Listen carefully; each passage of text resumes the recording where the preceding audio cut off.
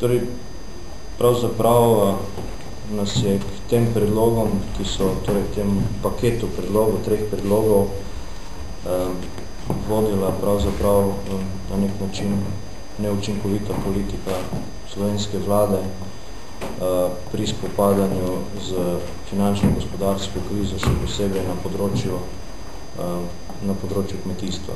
Kot sami dobro veste, vsi ukrepi, ki so bili do sedaj sprejeti, ki imajo svoj cilj predvsem socialo, se pravzaprav nobeni točki niso dotaknili kmetijstva. Kot pa veste, pa je kriza doletela vse, ne samo gospodarstvo, ne samo delavce. Skratka, kriza je doletela vse in s tem tudi jasno močno tudi slovensko kmetijstvo. Na mizi imamo 3 predloge, 2 od teh sta pravzaprav, oziroma vsi 3 so že v proceduri. Znan vam je zakon o jamstveni shemi, kjer je po nerodnosti takrat od začetka, kjer so po nerodnosti od začetka izpadle zadruge. To zadevo smo takoj popravili, v ta zakon vnesli zadruge. Jaz sem vesel, da je ta predlog dobil podporo tudi na odboru za finance in pričakujem, da bo kot tak tudi dobil podporo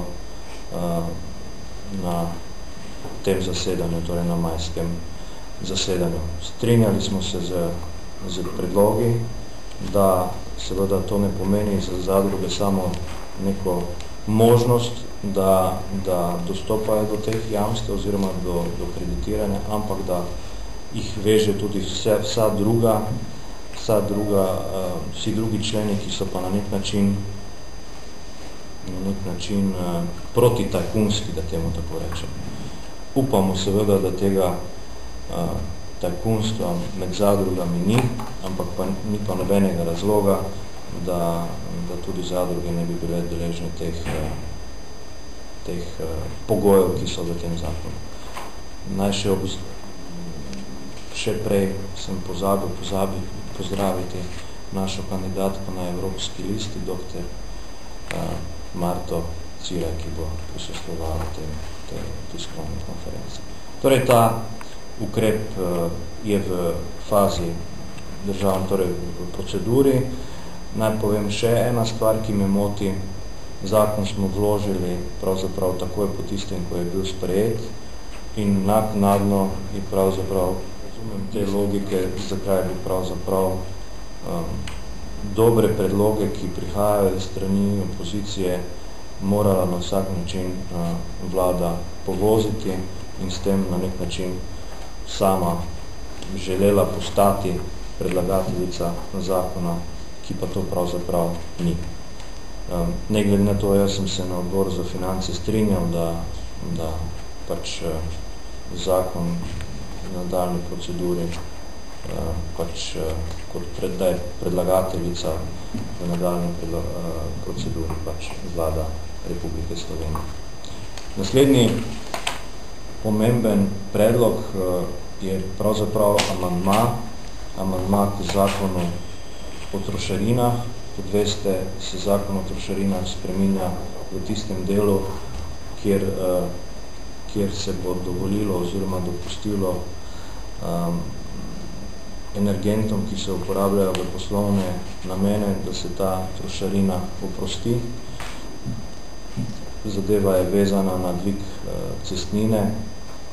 Jaz to razmišljanje in to politiko podpiram, tudi moje razmišljanje kot minister za promet je bilo podobno.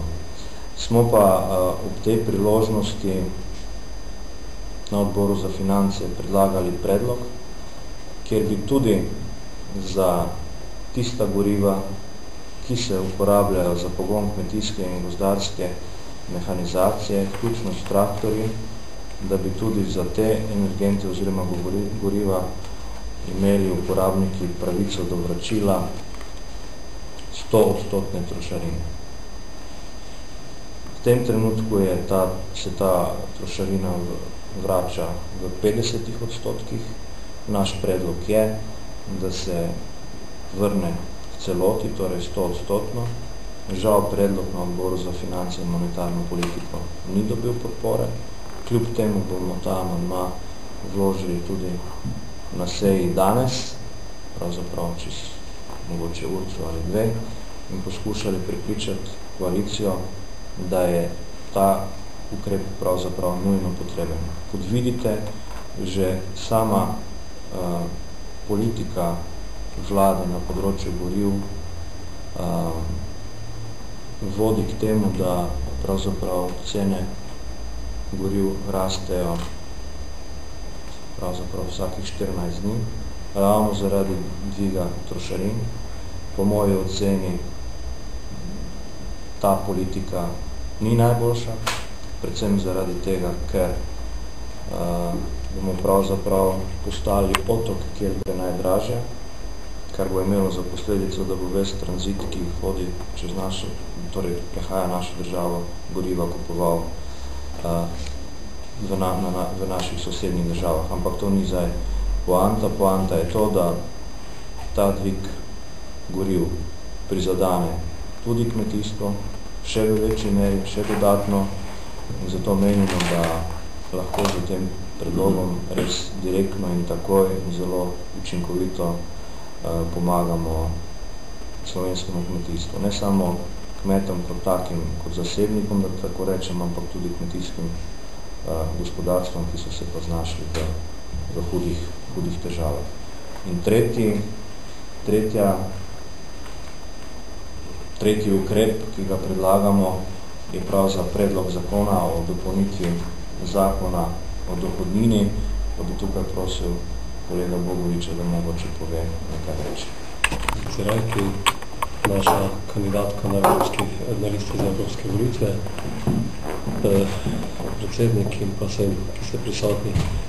Zakon o dohodnini je že v tem delu, ki se nanaša na plačila oziroma izračun povprečnine, ki je davčna osnova za plačevanje strani kmetov, je že nekaj let sprejet in nekaj let predmet različnih interpretacij državnih uradnikov na Ministrstvu za finance.